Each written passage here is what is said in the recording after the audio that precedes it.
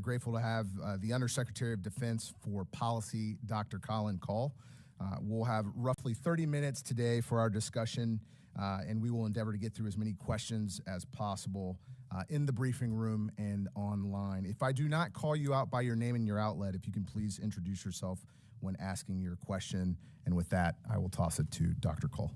Great. Thanks, Dave. Good afternoon, everybody. I'm deeply grateful for another opportunity to address you all today, this time ahead of my travel to the NATO summit in Vilnius with the President and with Secretary Austin next week, and before my eventual transition from leading our policy apparatus here in the Pentagon, which has been the honor of my lifetime at such a critical period in the global security environment.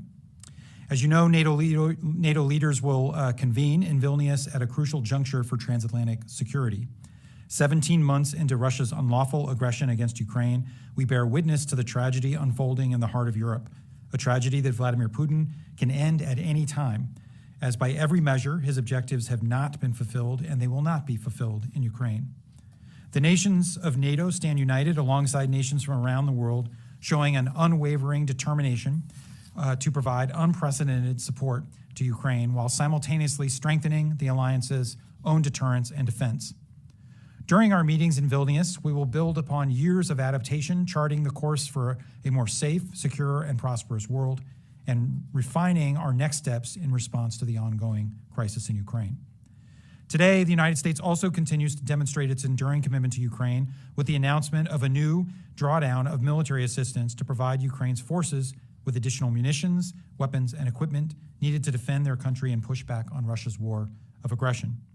With the announcement of this 42nd presidential drawdown package, the United States has committed more than $41.3 billion in military assistance since Russia first launched its unprovoked and brutal war against Ukraine on February 24, 2022, and more than $44.1 billion in military assistance since Russia's initial invasion of Ukraine back in 2014.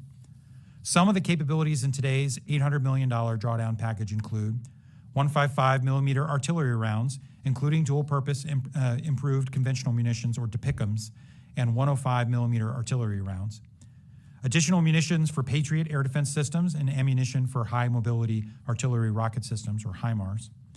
Additional Bradley infantry fighting vehicles, additional Stryker armored personnel carriers, precision aerial munitions, demolition munitions and systems for obstacle clearing, and various spare parts and operational sustainment equipment. With this announcement, we will be able to provide Ukraine with hundreds of thousands of additional artillery ammunition immediately. This decision will ensure we can sustain our support for Ukraine by bridging us to a point where we are producing sufficient artillery ammunition on a monthly basis across the coalition. We recognize the complexities here, which is why I want to quickly provide a few additional pieces of information on DPICM. First, Russia has been using cluster munitions indiscriminately since the start of this war in order to attack Ukraine. By contrast, Ukraine is seeking DPICM rounds in order to defend its own sovereign territory. Second, compared to Russian cluster munitions, the DPICM rounds we will provide Ukraine have an extremely low failure or dud rate. The DPICM ammunition we are delivering to Ukraine will consist only of those with a dud rate less than 2.35%. Compare that to Russia, which has been using cluster munitions across Ukraine with dud rates of between 30 and 40%. During the first year of the conflict alone, Russia fired cluster munitions deployed from a range of weapon systems have likely expended tens of millions of submunitions or bomblets across Ukraine. Third, we're working with Ukraine to minimize the risks associated with the decision. The Ukrainian government has offered us assurances in writing on the responsible use of DPICMs, including that they will not use the rounds in civilian-populated urban environments, and that they will record where they use these rounds, which will simplify later demining efforts. Ukraine also has committed to post-conflict demining efforts to mitigate any potential harm to civilians. The United States has already invested more than $95 million in Ukraine's demining activities, and we will provide more support to help Ukraine mitigate the impacts of cluster munition use by both sides in this conflict.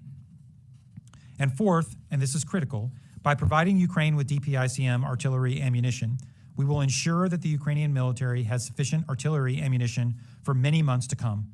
In this period, the United States, our allies and partners, will we'll continue to ramp up our defense industrial bases to support Ukraine. For the past year and a half, President Biden has been clear that we will support Ukraine for as long as it takes. I want to commend the tireless efforts of the department, our allies, and our partners in delivering this historically unprecedented level of security assistance. Throughout the Kremlin's vicious war of choice, the Ukrainian forces have effectively leveraged assistance and shown outstanding bravery and skill. Ukraine's fight is a marathon, not a sprint. So we will continue to provide Ukraine with the urgent capabilities that it needs to meet the moment, as well as what it needs to keep itself secure for the long term from Russian aggression.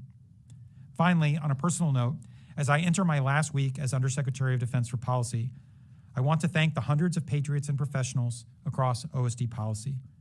I believe they are the finest national security organization in the business for all that they have done to support Ukraine, strengthen our alliances and partnerships around the world, and work tirelessly every day alongside our military and interagency colleagues to keep America safe.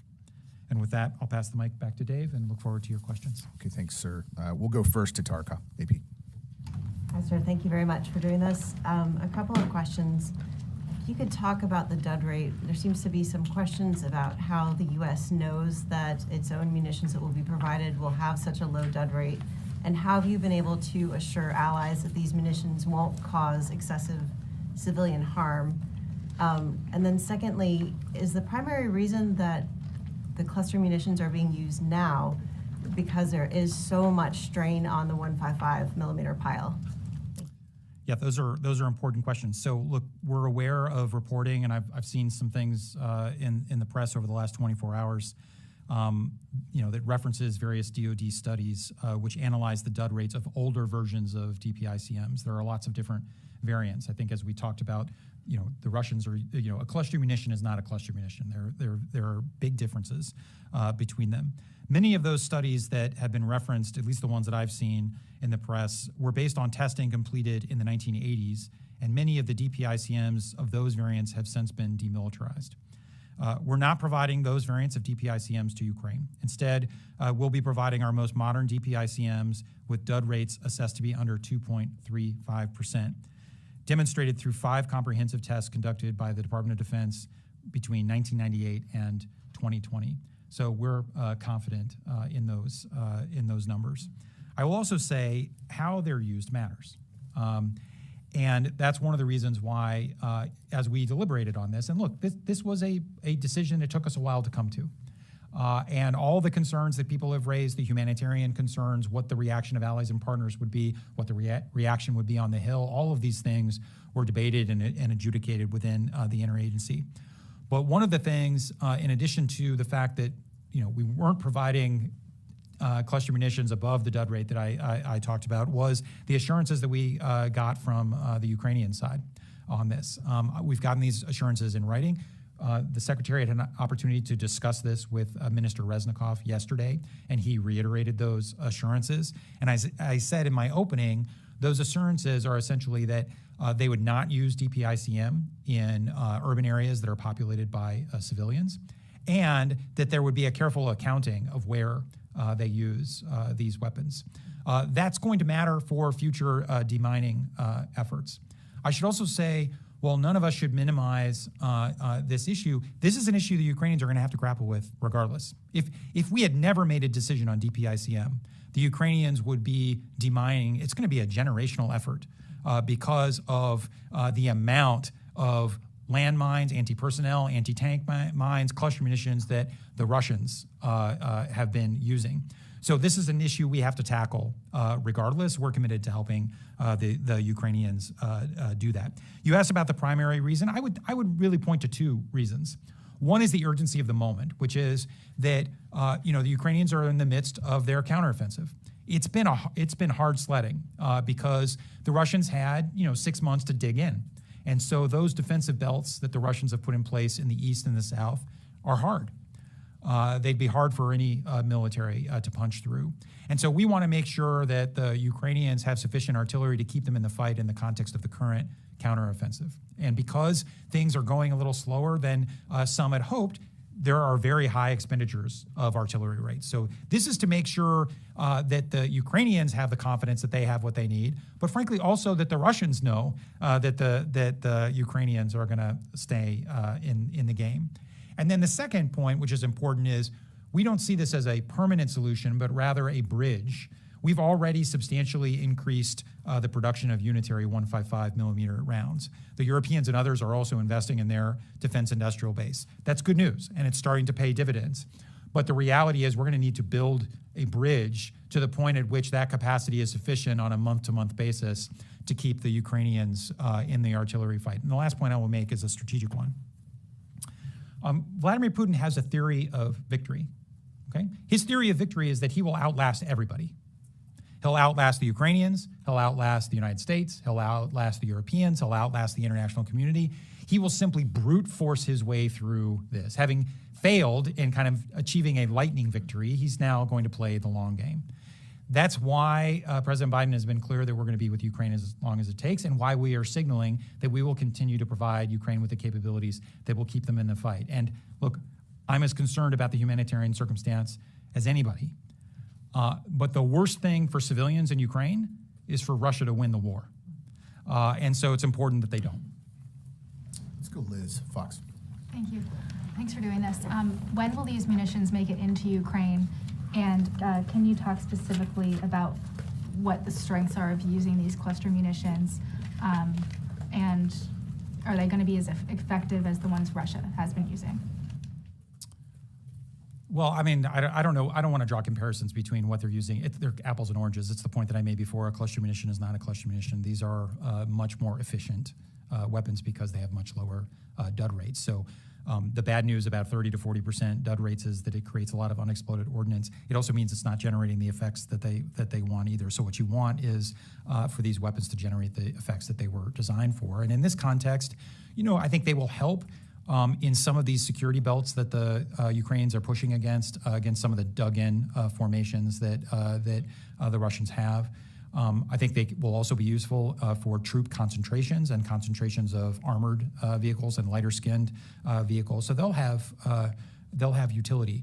I think it's important that they have a mix of capabilities. It's not no one capability is a silver bullet. So they have unitary 155 high explosive rounds. They have the Excalibur rounds, which are GPS guided. They obviously have the rocket systems that we have transferred to them in the form of Gimlers. So it's really no one thing is going to make a difference, but I think this gives them an extra arrow in their quiver. On the timing, I'm going to be a little circumspect for operational security reasons. We have been pretty cautious about talking about specific timelines. The one thing I will say is they will deliver in a time frame that is relevant for the counteroffensive. Great. Let's go, Tony Bloomberg. I had a couple questions. Has the United States ever used the DPICM in combat? I don't think they have. So how robust are our inventories? And why was these in U.S. inventory anyway? Were these used to plan for a North Korea invasion kind of scenario? Yeah, I'll have to get back to you on previous uses. My understanding is there were uses of DPICM back, but it may go back to the Gulf War, but I may have that wrong. So let's get back to you on that. I will say they're in our inventories because there are a range of contingency plans where this could be useful. But this is also an area where our inventories are quite large, and we are not concerned that in the quantities we would transfer to the Ukrainians that it would have a meaningful impact on our readiness for other contingencies. If I'm a Ukrainian squad or platoon leader and I'm going into areas where these things have been fired in the counteroffensive, how concerned should I be that my troops may fall into these things and get blown apart themselves? I mean, frankly, I think the graver concern is that they wander into a Russian minefield or areas where the Russians have expended weapons with a much higher dud rate. I think that this is a reason, though, they were only transferring DPICM with a very low dud rate. There are variants with higher dud rates that we're not transferring. And B, why it will be important for the Ukrainians to keep track of where they're firing these things, both for immediate force protection regions and over the medium to longer term for demining operations in kind of post-occupation, post-liberation parts of Ukraine. Okay, we're going to go out to the line. Michael Gordon, Wall Street Journal. Thank you for Dr. Kyle. Sir, you said that the Russians have used tens of millions of submunitions in Ukraine. I have two questions. Since you've described this as a bridge, how many submunitions is the U.S. now planning to provide to Ukraine, say on a month-to-month basis, given is a bridge? Are you going to be providing millions or hundreds of thousands? How many are you providing?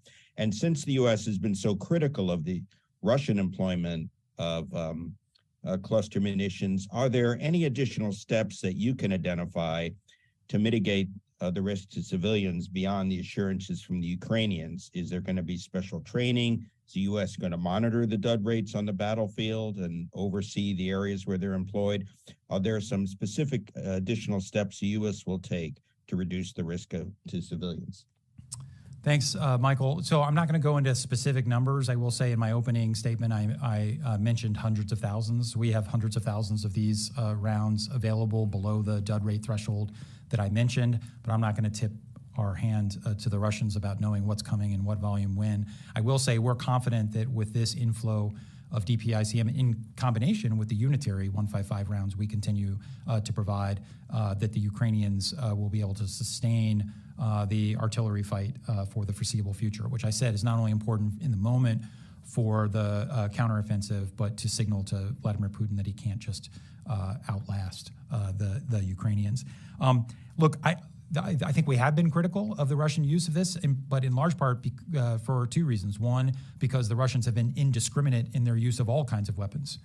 They, even their so-called precision guided munitions, fly into apartment buildings and hit schools. And they've been indiscriminate in the usage of cluster munitions as well. They're also using weapons that are much older, with much higher dud rate, and thus much higher risk of collateral damage, even when they're not used indiscriminately. So, as I said before, I think this is kind of an apples to oranges comparison. Beyond the assurances, which I think we should take meaningfully. I mean, in the past, when we have asked the Ukrainians to offer us explicit assurances, they've stuck by those assurances. So I think we should give the Ukrainians the benefit of the doubt. We will, of course, be watching how the Ukrainians use these systems. They will be reporting their usage back to us.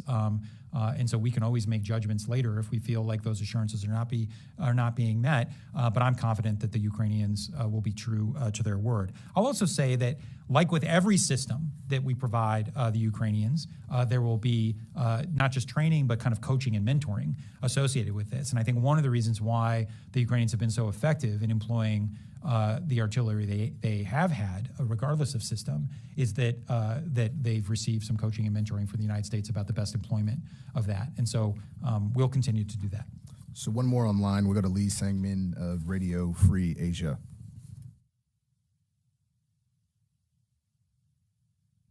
Are you there? Okay, let's come back to the room. Courtney. Non-cluster munition question. Actually, I'll ask one quick cluster munition. Have you said how many is in this first? So I'm not going to go into specific numbers. We talked about hundreds of thousands of munitions, but I'm not going to. But that's U.S. stockpiles, hundreds of thousands, right? But I'm not going to talk about how much in each tranche. All I'm going to say is we have hundreds of thousands that are available at this dud rate, and that we believe the numbers and our ability to flow them into Ukraine will be sufficient to keep them not only in the current fight, but to build this bridge to increase capacity on the 155 unitary rounds. Each tranche, that means you're going to have more tranches. This isn't just a one-time delivery then, I guess, too, right? That's very. I don't want to prejudge decisions that haven't been made, since at the end of the day, these are decisions the President of the the Secretary recommends to the President signs off on.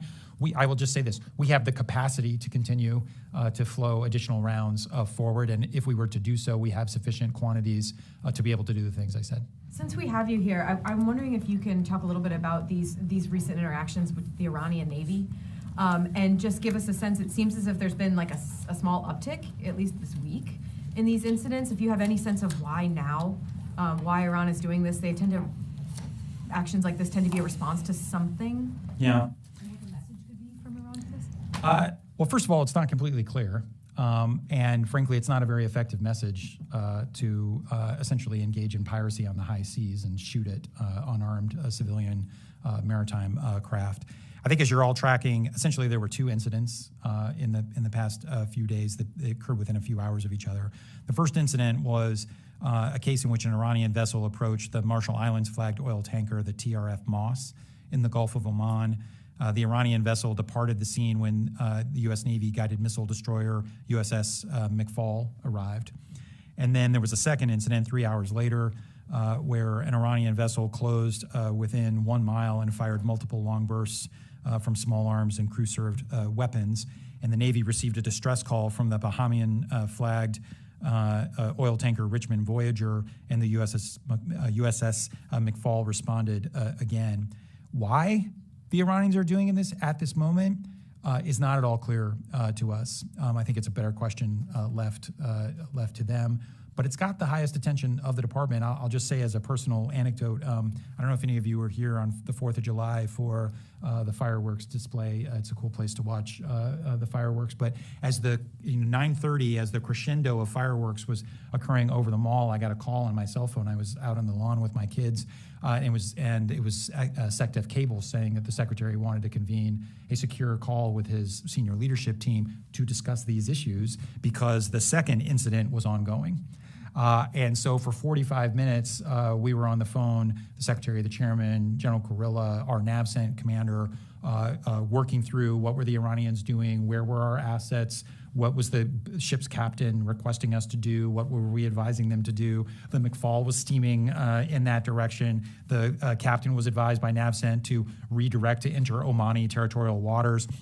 And the combination of all of those decisions appears to have warned the Iranians off. So even after taking some pot shots at the Richmond Voyager, we were successful in the Iranians leaving the area right before the McFall showed up. I mentioned that to say that just like this has the highest attention of the department. We're going to, we have, I think General Kurilla has done a good job of moving around the assets he already has at his disposal to thicken our ability to respond to incidents like this, and I think the proof is in the other night.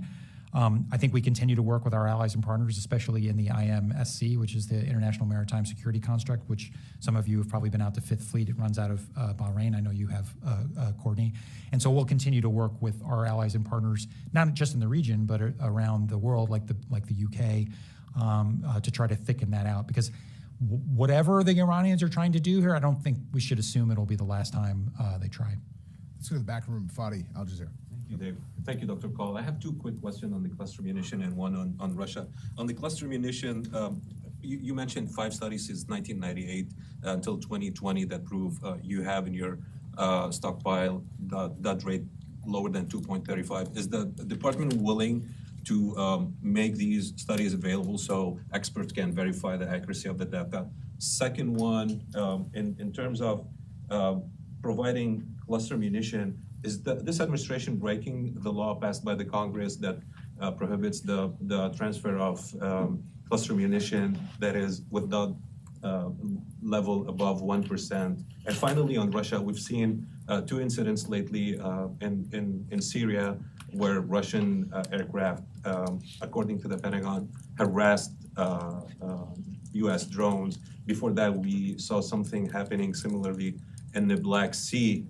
Are you concerned that Russia is kind of normalizing this behavior, and is the DoD willing to take any actions to prevent Russia from continuing this type of behavior? Thank you.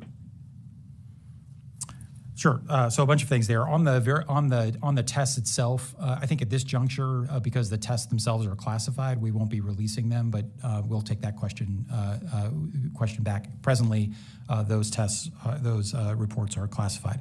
I can say this: we have high confidence in those numbers based on 5 consecutive tests.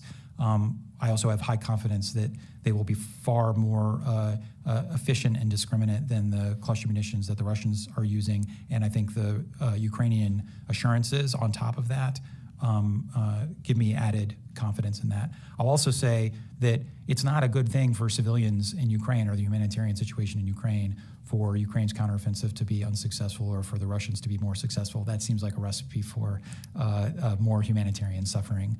So to the degree that there's a utilitarian calculus in this, I think it's worth thinking that through. And I think that's ultimately why, even though this is a decision that the administration deliberated on and that the president thought very carefully about, there was no disagreement among the president's principal advisors on whether we should provide this system, and that includes across the departments, not just the Department of Defense. Are we breaking the law? We are not breaking the law. I would say, first of all, the prohibition against exporting above 1%, these munitions are pretty close to 1%, but they're not at the 1% level. But the president does have the authority to waive that requirement on national security grounds, and that's what he has done in this instance. There's no dispute that he has that authority. It's in law.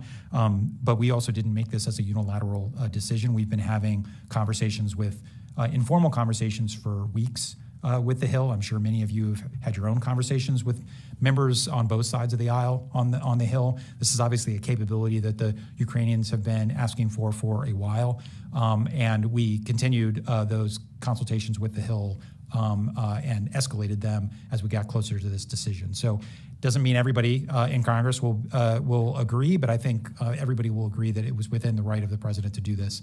On the Syrian, on the Russian activities in Syria, yeah, I mean, I think we've seen activities by the Russians Air Force to encroach on kind of the informal arrangements we have with them about deconflicting airspace. I will say that it does concern us, and I do think what we don't want to be is in a situation where they are normalizing behavior where there can be an incident. It would be, I think, significant if there was an incident involving an uncrewed system. It would be even more significant if it involved piloted aircraft. So we will continue to highlight when the Russians engage in reckless, unprofessional behavior in the skies. We will highlight for the world so that when and if an incident happens, people will know who's at fault here. And we hope to dissuade the Russians from continuing this pattern of behavior because, incidents and accidents, if they occur, can spin out of control. That's not in our interest, but it's also not in Russia's interest. So we'll continue to make that point to them. Okay, we're going to go out for one more. Eric Schmidt, New York Times.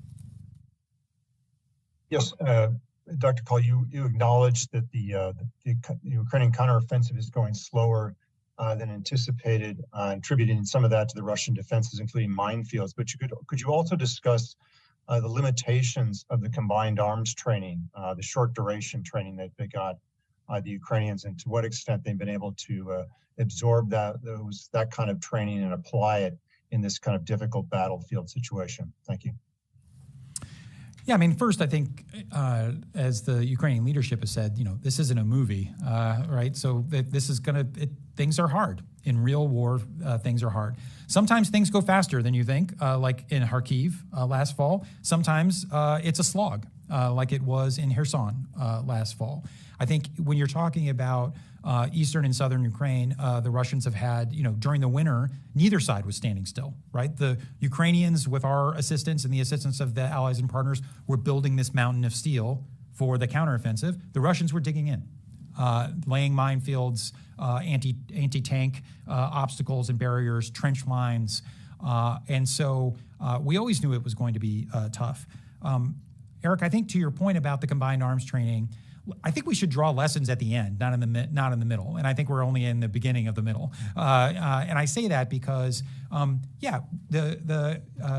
number of brigades went through training in Germany and elsewhere by the United States and our allies to get them ready for this fight. It was truncated relative to, what a U.S. Army unit might go through. But I think the Ukrainians have regularly proved that they can kind of step on the accelerator pedal and be pretty proficient. It does, of course, it pushes them out of their comfort zone a little bit because this, has them employing fire and maneuver in a way that's more familiar to NATO forces than kind of forces that have a Soviet legacy and Soviet doctrine behind them. So it is, requiring them to fight in different ways. But I will say this: I am not particularly. It is slower than we had hoped. Again, Ukrainian officials have said as much. But the Ukrainians have a lot of combat power left. And in fact, the majority of their combat power for this fight has not been brought to bear. And so what you're seeing across the East and the South is the Ukrainians deliberately and understandably deliberately probing for weak spots And I think the real test will be when they identify weak spots or create weak spots and generate a breach, how rapidly they're able to exploit that with the combat power that they have in reserve, and how rapidly the Russians will be able to respond. And Eric, I don't know the answers to either of those questions because we're not at the point in the battle yet. Okay, we're going to come back in the room for two more. Phil? Just a quick follow on that. I mean, do you think then that the Ukrainians are making effective use of the materials the United States has provided or not yet? And then I want to ask you about Progosian. And especially if you're encountering it and using techniques, procedures, and capabilities that you're not familiar with. I think the Ukrainians are doing their best. I think they are determined to liberate these areas from Russian occupation. I think the Russians probably were more successful in digging in more deeply than perhaps was fully appreciated. No plan survives first contact with the enemy. So they are moving deliberately against the threat that's there. I would return to the point that I made. I think that it's too early to judge how the counteroffensive is going one way or the other because we're at the beginning of the middle. They are still probing Russian lines and Russian areas for weak spots, and the real test will be when they identify those, how rapidly they are able to exploit those weak spots. And we will continue to offer our advice where it's useful, but at the end of the day, these are Ukrainian choices because after all, it's their lives that are on the line, it's their territory that's on the line. So we can provide coaching, advice, mentoring, but at the end of the day, they're gonna make the decisions that they believe is right. Prigozhin, where he is, what he's up to, I have no idea. And I really don't want to speculate. I see the same things that you see. It's clear that the Russian state is trying to systematically dismantle his empire and put piece parts in different places. What the ultimate end game Putin has for Prigozhin and the remnants of Wagner, I think, is still to be determined. But I just don't want to speculate about, is he in Belarus? Is he in St. Petersburg or Moscow or somewhere else? I don't know where he is. Let's close with Jim Garamone. Sir, thanks for doing this. And as this is our last chance to get you, at least in this position at this time, I'd like to broaden it a little bit. President Biden, Secretary Austin, Secretary Blinken, many others say that the U.S. asymmetric advantage is its network of allies, partners, and friends. Yet there are many Americans who really believe that the United States should go it alone. And given your experience, not only this time, but in your previous stints with the other administrations and here at the Pentagon, what do you tell people like that? And what do you tell them that allies and partners bring to the collective defense? Yeah, it's a great question. And look, I think we've tried as an administration to test a proposition, right? I don't think it's a partisan point to say that, there were at least some in the previous administration that didn't value our allies and partners in quite the way that we do. And they're at the center. They're at the center of our national security strategy. They're at the center of our national defense strategy. We do use these, fancy jargons like asymmetric advantage and network of allies and partners. But what it really adds up to, and I think, the average person in a bar can understand, is international relations is a team sport. That the United States is the most powerful country in the world. We're the most powerful country in the history of the world. We have the best military in the world. We have the best military in the history of the world. As powerful as we are, as capable as our military is, there is no problem that comes across my desk where I say, what would make this easier if we had to do this all by ourselves, right? It's just like you don't play basketball. Even if you're Michael Jordan, you like to have 4 other Bulls with you on the court. Sorry, that's a really old reference but I'm 52, so you got me at least. It's a team sport. And, you can make that and people can get it, but the proof is in the pudding. And that is, look, we are, how are we contending with the greatest threat to the geopolitical order since the end of the Cold War, maybe since the end of the Second World War, by building a team. In the first instance, Putin went into this hoping that NATO would buckle, weaken, fray, shatter apart. The exact opposite has happened. NATO is stronger. The defense commitments are going up. You're going to see manifestations of that unity, I think, this week in Vilnius. our efforts to deter attacks on the United States and our allies have been bolstered not only by what we're doing in Ukraine, but what we've done to strengthen the NATO alliance. That makes America safer. That's not charity to Europe. That makes us safer from the threat that Russia poses, but also the world that Russia's model of aggression would impose on the rest of us. And then you look in the Indo-Pacific, and there's a lot of focus in our strategy documents on China as the pacing challenge. That's what we call it in the National Defense Strategy, or our most consequential strategic competitor. We're not going to win that competition on our own. Now, we have to make investments in ourselves, which we are. That's why we've made investments in the CHIPS and Science Act and the infrastructure bill. It's why we are making massive investments in defense modernization, and why there's bipartisan consensus around all of that. But we are not going to best China in this competition alone. We need to get our team together, which is why I'm extraordinarily proud of what this administration has accomplished, what this president, what this secretary has accomplished, frankly, what my team has helped to accomplish in things like AUKUS, or the posture changes in Australia, or the historic posture changes in Japan, or the historic posture changes in the Philippines, or the deepening of our alliance with the ROK on display during the recent state visit, or the strategic opportunity of a lifetime we have with India on display during the most recent India state visit by Prime Minister Modi. We are putting real points on the board because we are leaning in to our existing alliances and building out our partnerships. And if we are going to win the rest of the 21st century, that's how we are going to win, alongside our teammates. Dr. Call, thank you very much. Ladies and gentlemen, thanks for attending today.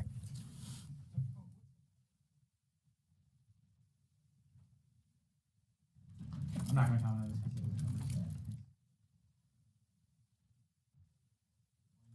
We can get back to you. There are a number of models below the dud rate of 2.35%.